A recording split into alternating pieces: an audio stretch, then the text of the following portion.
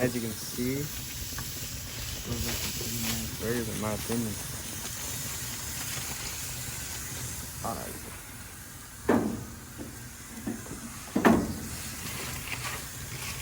So Mima, what are we cooking here today? We're making hamburgers and french fries. These burgers are homemade. I made these up.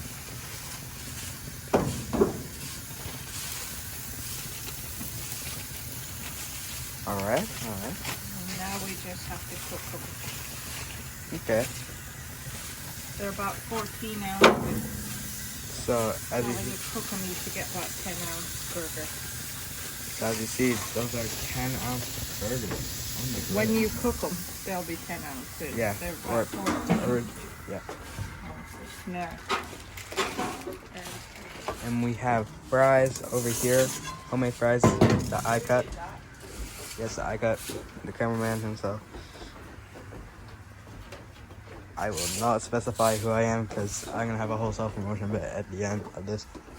So yeah, that's because I'm a little bit too lazy. Like, camera around. All right, time for the most simplest. Look, and there's a spider. Alright, I don't think the phone can capture it, but there's a spider web right there. Alright, so now that the burgers are in the grill and it's cooking, we're gonna start to make the fries that I cut myself, and we're gonna be home making. So I just pour it. No, you wouldn't pour it into the hot oil, or you can use your hand stove and drop them in. Okay, yeah, that seems okay. It's a lot easier. Yeah, because before last time I've done this, I just used this and I would drop them in, like sink them in. Look at that grilling over there. You can see the oil deep frying it, the crisp French fries perfection. So you see here, to cut these, I just use a basic knife and I cut little potatoes into type of fries like these. Like McDonald's. Yeah, like good old Mickey D's fries. Now, as you can see here, some of them aren't the exact same. Some of them have different type of width. So most of those parts that have different type of widths are at the end part of the potato. So those parts are going to be a little bit off. So what I did to combat that a little bit when I figured that out was I took the knife that I was using. I don't really have there's not really anything here to use as a prop, but I technically took it and I just cut it into more smaller shapes. That's how I would end up with fries like these.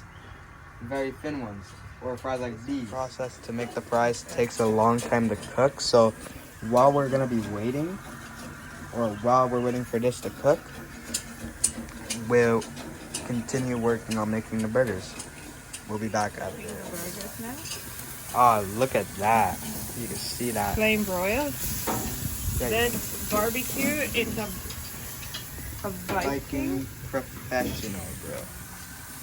And it's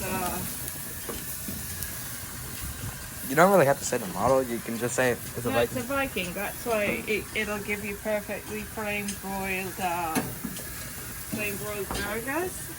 Smells amazing. Yeah. So, like even me as the editor here, like even me smelling this, it actually smells really good. And this is actually one cut later. And here we have the fries that look amazing already. This is another outdoor grill. This one, Imperial stove grill. it's an Imperial stove that you would find in like a commercial kitchen, because it's a commercial stove. And we have it in our kitchen in the backyard. Maybe you want to show them. We've got a sink, a prep area. Yeah. Over here we have like our little like workstation here, where we have our sink here. We'll talk about that later. Prep area. We've got Yeah. a dishwasher. Yep. Dishwasher. We have spare dishes here. We have a little like storage unit here to hold things. We've got a toaster oven. Black & Decker toast R oven. And yeah, just a nice little shelving for pots Yep. and pans. we have our spare lighters to start this. And also to start this. Over here, we also have our little fridge here in case of anything. You don't mind to go right away. And as you can see here, take a look at that.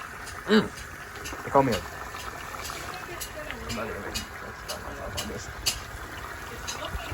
I'm gonna become a biggie on this, for real, for real.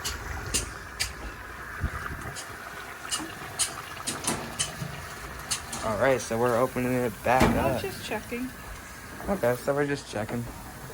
But I can get a close-up on that. Take a look at those lines. They look amazing. So these, when they're cooked, they're about a 10 ouncer. And you don't want to cook them too much, because they cook pretty fast. They're homemade after all, so they don't have any of that Like no additives or preservatives. It cooks a heck of a lot faster and it cooks better. And it tastes amazing. As somebody who has formerly tried this before, it tastes amazing. That's why we are deciding to post us making this today. Ori wants me to do these burgers and sell them at farmers markets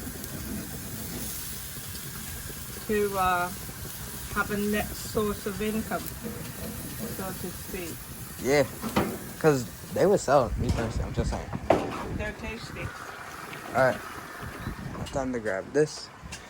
Do you think I should just, like... Want me to hold the camera now? Yeah. Just make sure you don't cover the microphone.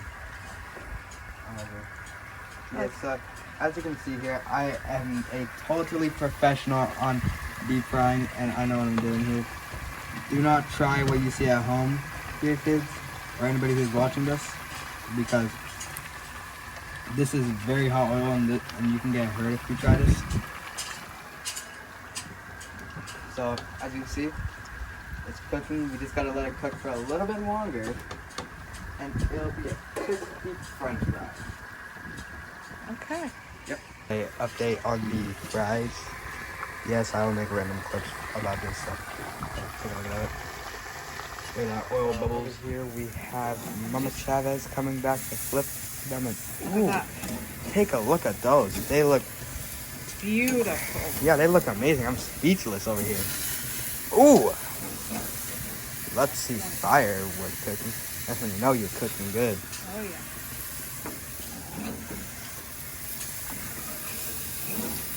And as Mama Chavez does out of the kindness of her heart, she decided to bring out the burger buns so that it'll be way easier after when we finish cooking.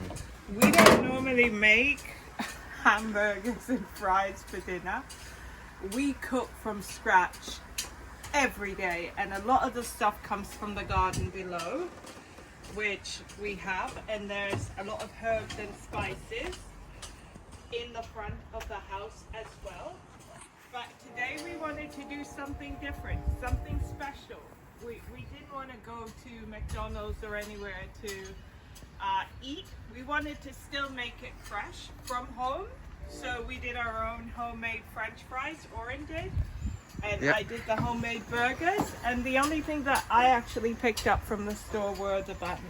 And normally I would make that on my own. Yep. Did you check your fries? Yeah, I've been checking on them. You might want to just stir them up a bit. Yep.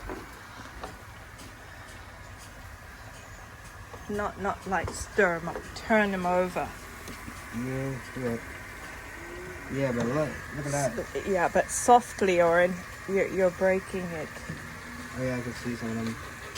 Yeah, but as you can see, look, some of them are even starting to go golden brown, as you can see. Now, I wouldn't normally do this, but as you can see, like, right here and here, you can see some of the fries are starting to turn golden. Okay, let's not touch it until it's done. So, may I ask, what are we going to do with the burger buns today? We're going to actually use those burger buns with the hamburgers. Well, are we going to be toasting them, or? Yeah, we're going to be toasting them just before we serve the burgers, so stay tuned. The burgers have finished cooking. Mama Chavez is now putting them onto the burger buns. Ah, Now, how do you think they're looking, Mima? I think they look pretty good.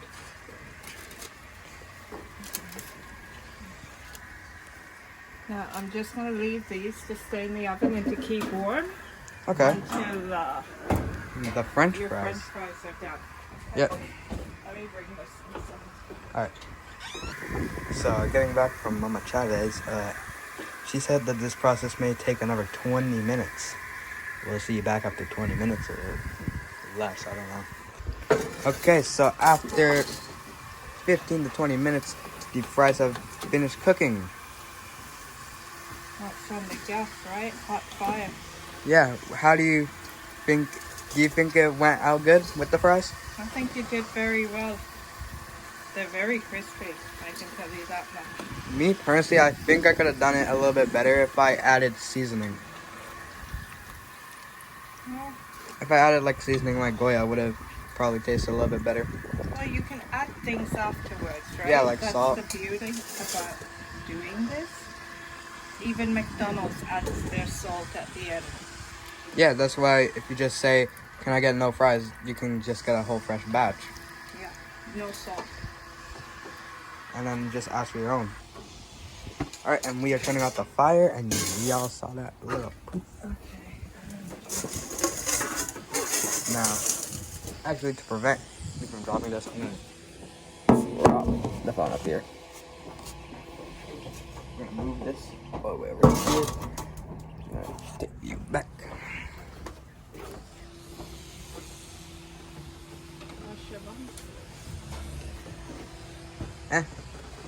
I don't ask.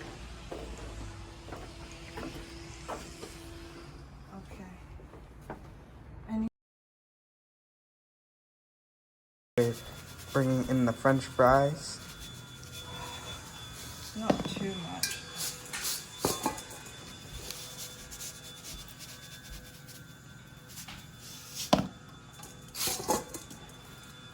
Now take a look at those.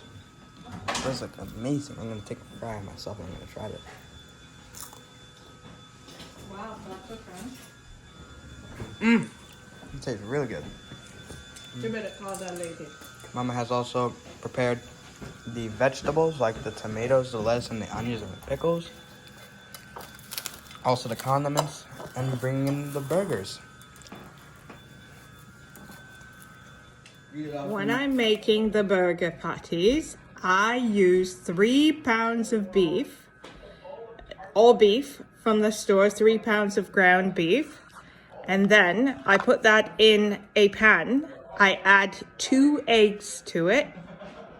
In a blender, I blend about 4 tomatoes, 2 heads of onions, some green pepper, some thyme, some rosemary, about a whole full head of garlic, and some lime or lemon, whichever, about 2 limes that are cut in half and squeezed in. And you blend that all up with about a 1/4 cup of extra virgin olive oil. Once that is blended up, then you pour it into your ground beef. You mix it in or knead it in with your hands. And then my seasoning, I like to use Goya. They have different ones. It's completely up to you. And if you do want to make your burgers spicy, you can also add some chilies to the blender as well. But for this batch that I made, I did not put any chilies in it. So you use Goya to season it for taste. It takes about 3 or 4 tablespoons of Goya to actually get the 3 pounds of ground beef perfectly done. And what you want to do is you want to incorporate that into the ground beef and knead it in with your hands. And then once that's all incorporated, you want to get your breadcrumbs, and you want to add about a cup full of breadcrumbs in with it. What the breadcrumbs does is it actually infuses the meat together. So once that is done, then what I do is I've got a specific bowl that's rounded that will give me the precise patty size that I need. So I fill that bowl and then I turn it, I get parchment paper and I turn it out on the parchment paper. I flatten it a bit, it keeps its roundness, and I just keep repeating the process.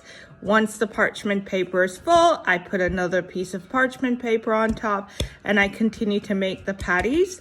And then once that's done, I place everything in a baking tray and I actually completely saran wrap it. And you want to put that in the freezer overnight. And by morning, it's nice and frozen and hard.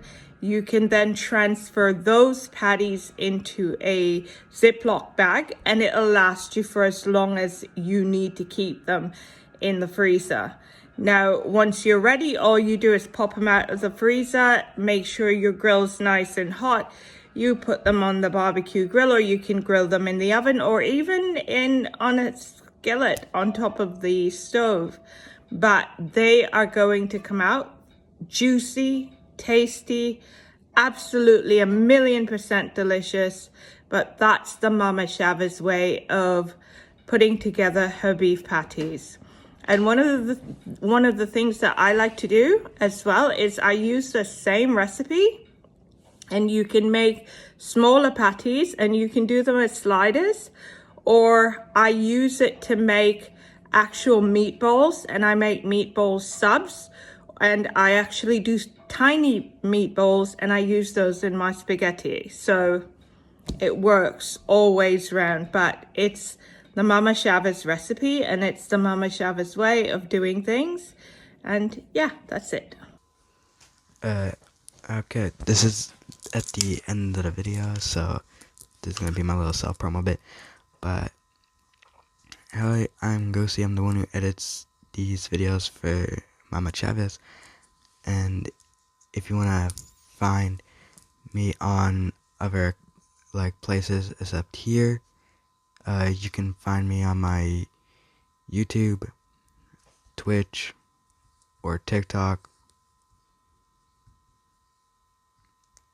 And you'll mostly see me streaming on here and here, or you'll probably see clips start to show up on here.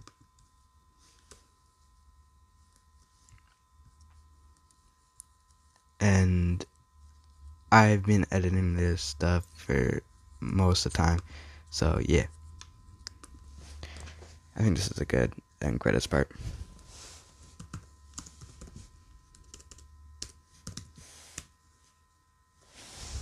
Okay, bye.